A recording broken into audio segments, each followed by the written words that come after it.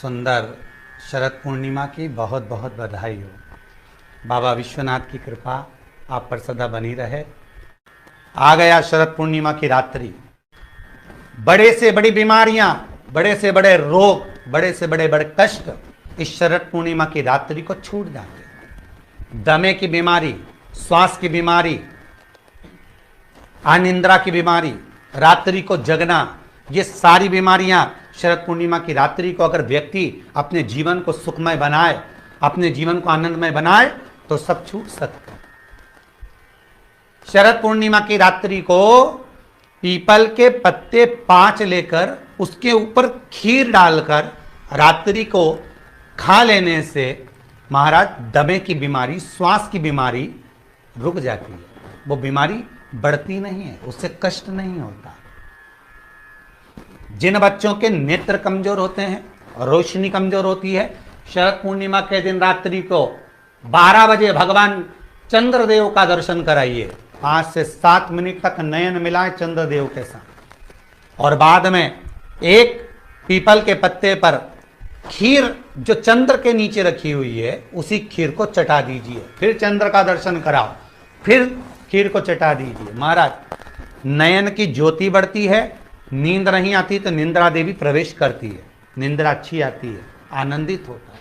महाराज जिस व्यक्ति के शरीर में गांठ पड़ जाती हो, शरीर काला पड़ जाता हो, चट्टे पड़ जाते हो या दांत खाज खुजली हो जाता हो, उसके लिए भी शरद पूर्णिमा की रात्रि को 12 बजे महाराज भगवान चंद्रदेव के लिए 21 दिए जलाए जाते हैं। उस 21 दिए की कालोच एक थाली में इकट्ठी करी जाती है।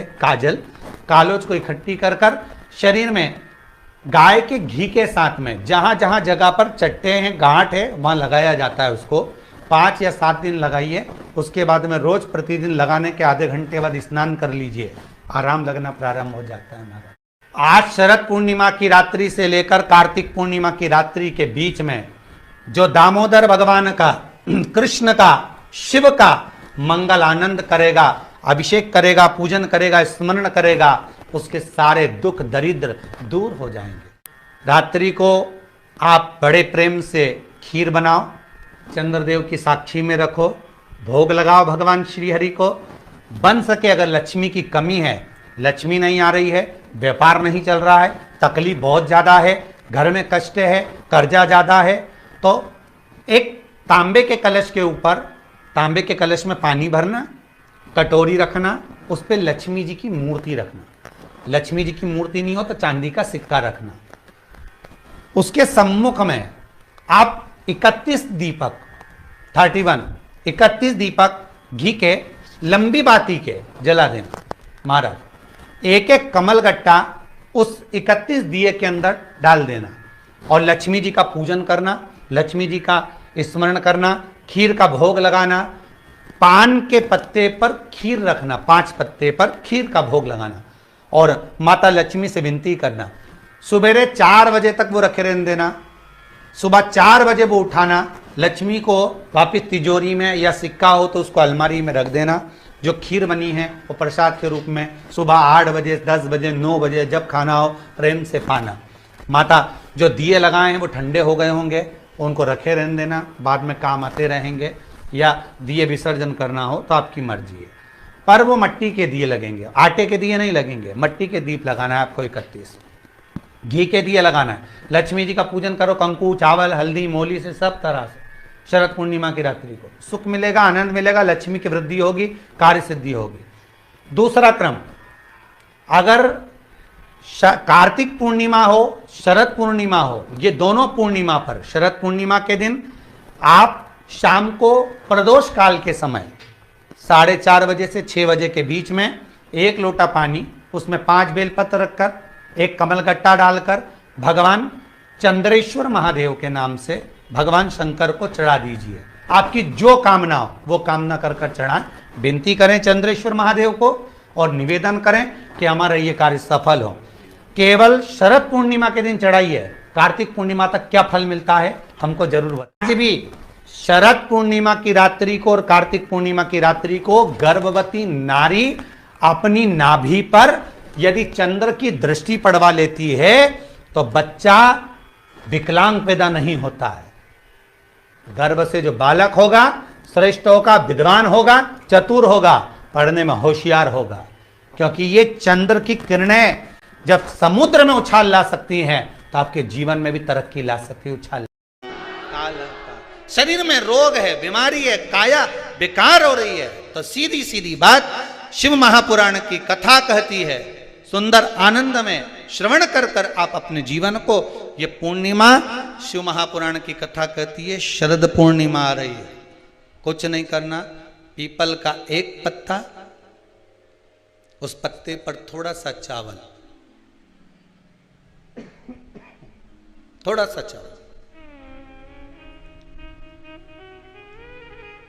पूर्णिमा की रात्रि को अपने हाथ में लेकर, अपने नयनों से लगाकर, शरीर पर से स्वयं उतार कर उसको दरवाजे के पास रख दीजिए।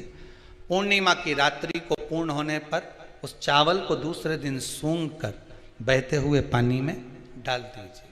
महाराज कितने भी रोग से ग्रसित हो गए, पीपल का एक पत्ता 52,000 ब्राह्मण की साक्षी कराता है। महाराज बहुत ध्यान देना, पीपल के वृक्ष में स्वयं नारायण का, मेरे कृष्ण का वास है।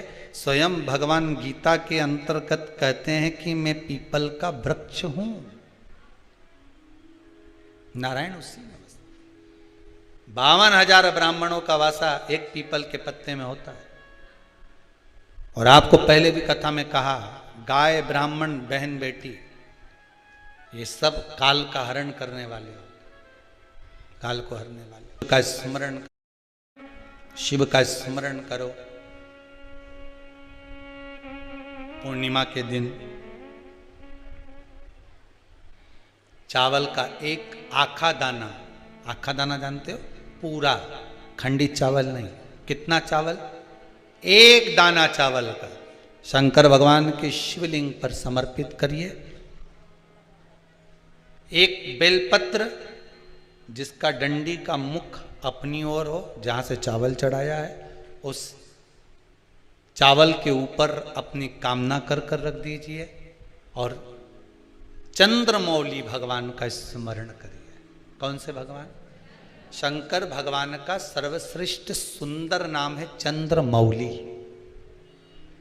चंद्रमौली भगवान का स्मरण करिए, अपनी कामना कर कर बेलपत्र समर्पित कर कर शिव जी पर एक लोटा पानी, एक जल पात्र समर्पित करो, कलश से जल चढ़ा दीजिए, नैनों में वो जल लगाकर अपनी कामना कर कर वापिस घर को आइए।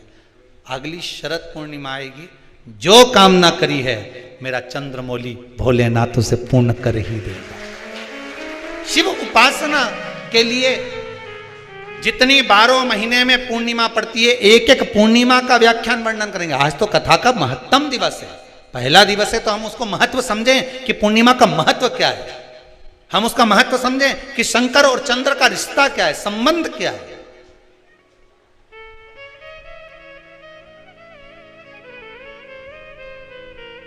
भगवान ने जितनी पूर्णिमा बनाई है, जितने नक्षत्र बनाए, जितनी घड़ी बनाई, जितना पल बनाया, जितना समय बनाया, ये शंकर भगवान ने जो बनाया ये गलत नहीं बनाया, श्रेष्ठता के लिए बनाया, जग के उद्धार के लिए, संसार के उद्धार के लिए बनाया। अब उसका प्रयोग आप करें ना करें या आपके ऊपर है, आप उसका प्रयोग कर रहे हैं ना कर रहे हैं आपके ऊपर, पर जो बनाया है मेरे भगवान। धन उलझ गया, तुमने तो कोई अच्छा सोच कर किसी को पैसा दिया,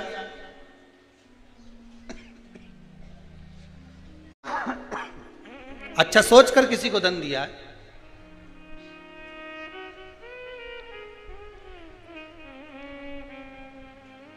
और वह धन उलझ गया, नहीं आ रहा, पैसा वापस दे ही नहीं रहा। बेलपत्री के पेड़ के नीचे, बेलपत्री के वृक्ष की 2 थोड़ी सी बाहर निकली हुई छाल को देख लो, बेलपत्री के वृक्ष की छाल, उस छाल पर कच्चा जो सूत होता है, धागा होता है ना, कच्चा धागा, सफेद कच्चा सूत, उस धागे को बेलपत्री की छाल पर 7 बार घुमा लो। चारों तरफ मत घुमाना, नहीं तो चारों तरफ धागा लेके घूम जाओ। बेलपत्री का जो वृक्ष होता है उस वृक्ष की छाल पर 7 बार घुमा लीजिए। ये केवल शरद पूर्णिमा का ही उपाय है, इसके बाद नहीं करना है, इसको केवल एक ही दिन होगा। बेलपत्री की छाल पर उसको घुमा लीजिए 7 बार घुमाकर, जब वो जनेऊ की तरह हो जाएगा ना, उसको उतार लीजिए। बेलपत्री के वृक्ष के नीचे घी का दिया लगाइए, हाथ में उसको रख लीजिए। जिस व्यक्ति को तुमने धन दिया और वो उलझ गया, नहीं दे रहा, पैसा पहुंचा नहीं रहा है, उस छाल पर जो धागा आपने लपेटा है, श्री शिवाय नमस्तुभ्यम का स्मरण कर कर बेलपत्री के पेड़ के नीचे कुंदकेश्वर महादेव का नाम लेकर उस धागे को शंकर भगवान को छुआकर महाराज माता पार्वती के चरणों में ले जाकर छोड़ दीजिए। अब विनती कर कर छोड़ दो और निवेदन कर दो, माँ मेरी इतना धन है, इतना पैसा है, विश्वास कर कर मैंने उसको दिया था, वो नहीं दे रहा, माँ से निवेदन करो। फिर कहेंगे संसार वालों के सामने जाकर रोगे तो दुनिया के लोग हंसी उड़ाएंगे। आप किसी से कह दो मेरा 5 लाख रुपए वो लेकर भाग गया, दिया काय को? हम द्रौपदी के 5 पुत्र जब मारे गए तो द्रौपदी किसी के सामने जाकर नहीं रोई। द्रौपदी अगर रोई तो परमात्मा के चरणों में जाकर रोई।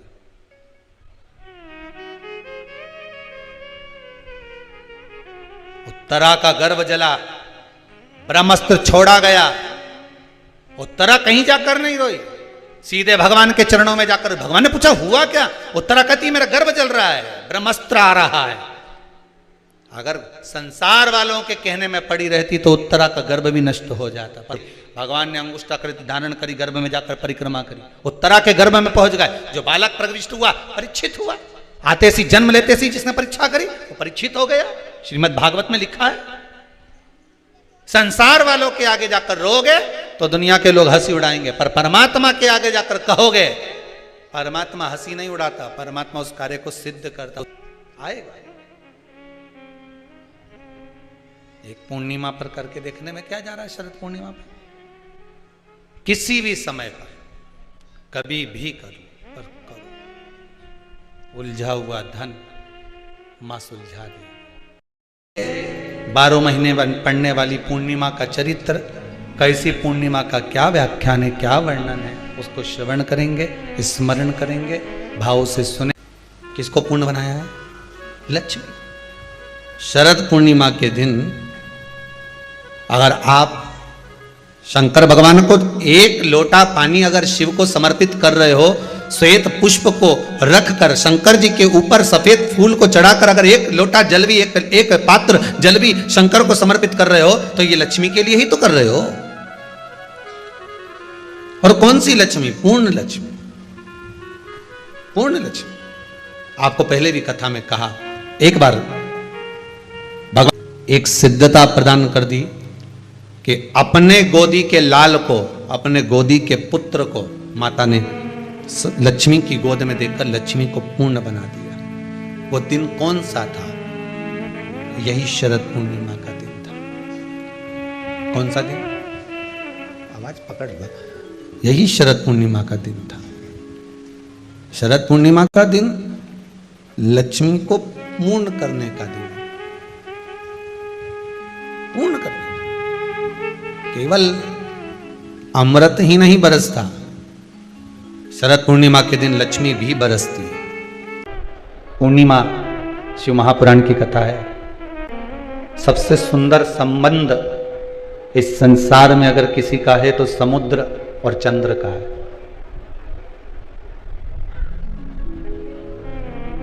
दुनिया का सबसे सुंदर संबंध है चंद्र और समुद्र का। चंद्रमा घटता है तो समुद्र की लहरें भी घटती है, ज्वार और भाटा। चंद्रमा यदि घट रहा है तो समुद्र की लहरें भी घट रही है।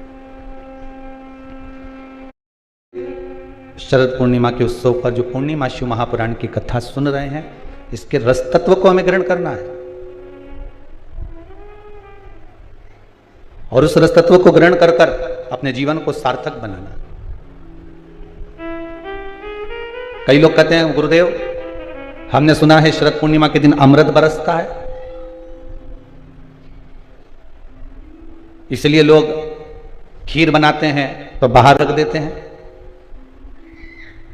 अमृत बरस रहा, तो शिव महापुराण की कथा कहती है केवल एक अमृत की बूंद है क्या? तो कहा शरद पूर्णिमा के दिन जो आप हम संपूर्ण विश्व के लोग, संसार के लोग जो भगवान का भजन करते हैं, रात्रि के समय पर जो भगवान का स्मरण करते हैं, भजन करते हैं, कीर्तन करते हैं, मंत्र जाप करते हैं, नाम जाप करते हैं, यही तो। मरते मरते रावण एक सत्कर्म कर कर चला गया और लक्ष्मण जी से कहकर चले गया कि हे लखनलाल, मेरे राघव जी से विनती करना, मेरे राम जी से विनती करना कि मेरे जितने राक्षस मरे ये तो मेरे राम जी और लखनलाल जी और उनकी सेना के द्वारा मरे हैं। जो राम की सेना के द्वारा मरे हैं या राम के द्वारा मरे हैं या लखनलाल जी के द्वारा मरे हैं, उनके द्वारा मरे हुए मेरे सारे राक्षस तो उनके हाथ से मर मर के बैकुंठ चले गए, पर इतने सारे बंदर ये हमारे हाथ से मरे हैं, इनको बैकुंठ मिलेगा क्या जो हमारे हाथ से मरे? तो लखनलाल जी आप राघव जी से विनती करना कि मेरे प्राण आज दशहरे पर छूटे हैं, पर पूर्णिमा तक इंतजार करना, मेरा अंतिम संस्कार तब करना जब ये बंदरों को भी कुछ अच्छा पद प्राप्त हो जाए, इन बंदरों को भी अच्छा पद प्राप्त हो जाए। रावण का शव पड़ा रहा, मंदोदरी बिलखती रही, रोती रही, विभीषण बात और संवाद राम जी से करते रहे, पूर्णिमा तक पड़ा रहा। तब अंत बिंदु क्या हुआ? जब पूर्णिमा का चंद्र आया तब राघव जी ने कहा, ए चंद्रदेव आप शंकर जी के मस्तक पर विराजमान हो, कृपा करो, इन रावण के साथ वालों का उद्धार तो मेरे हाथ से मरते से ही हो गया, बस इतनी कृपा और कर दीजिए कि आपकी चंद्रमा की अमृत की बूंद इन बंदरों पर गिरा दीजिए, जिससे यह पुनः जीवित हो जाए, इनको अमृत तत्व मिले। ये भक्ति का तत्व। पूर्णिमा के कितने व्रत होते हैं? बोलते जाओ जरा, जल्दी जल्दी बोलो।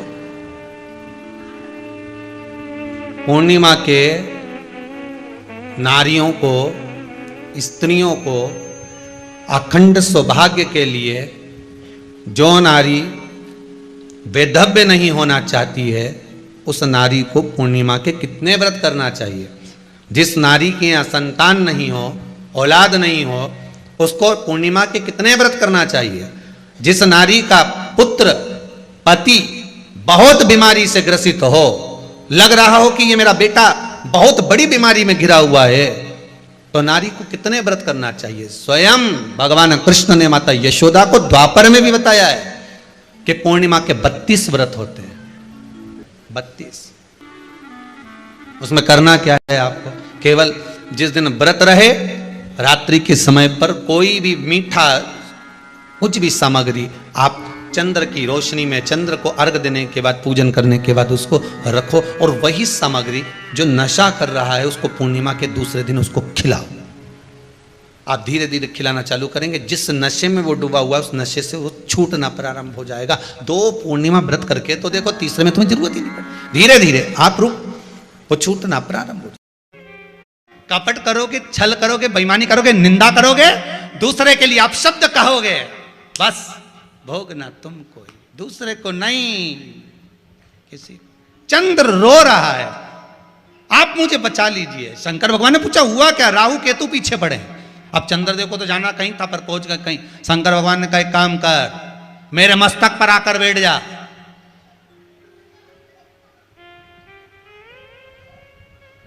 मेरे मस्तक पर आ जा।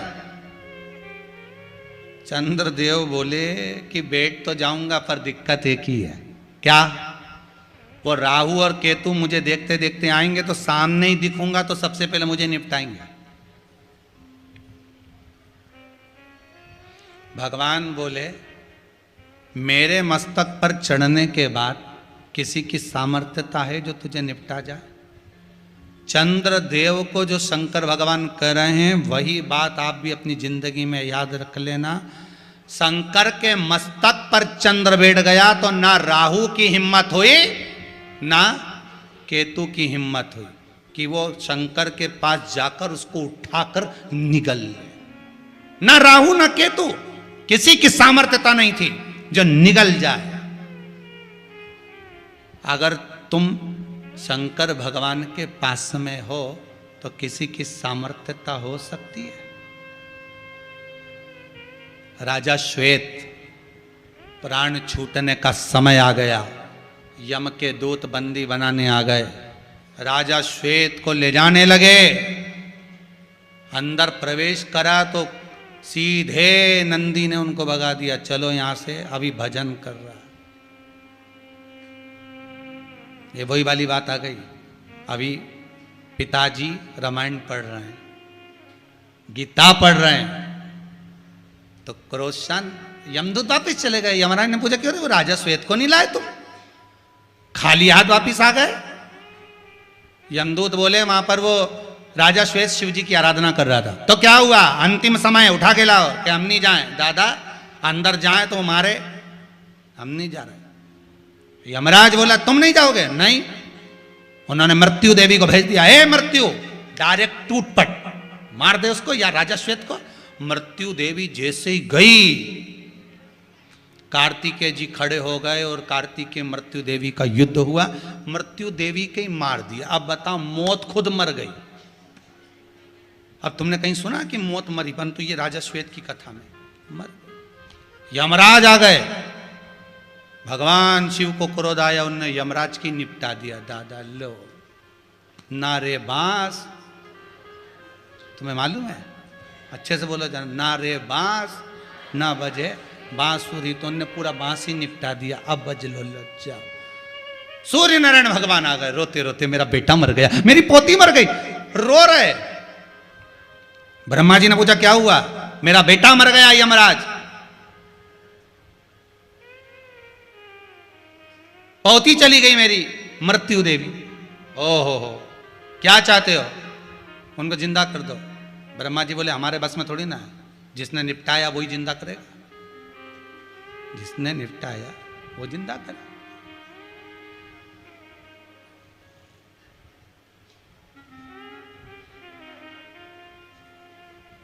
जिसने निपटाया है वो जीवित करे।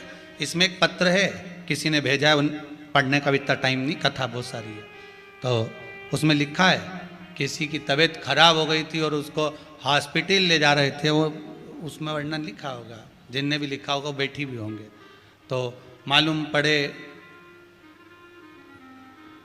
इतना भयंकर अटैक आ गया था, पर श्री शिवाय नमस्तुभ्यम जपा, शंकर का नाम लिया, बाबा का पशुपति व्रत का स्मरण किया और हॉस्पिटल ले जाने की भी जरूरत नहीं पड़ी। ने सही बिल्कुल गाड़ी में बैठ गया, वापस के अपन तो घर चलो, कहाँ हॉस्पिटल जाओ वापस।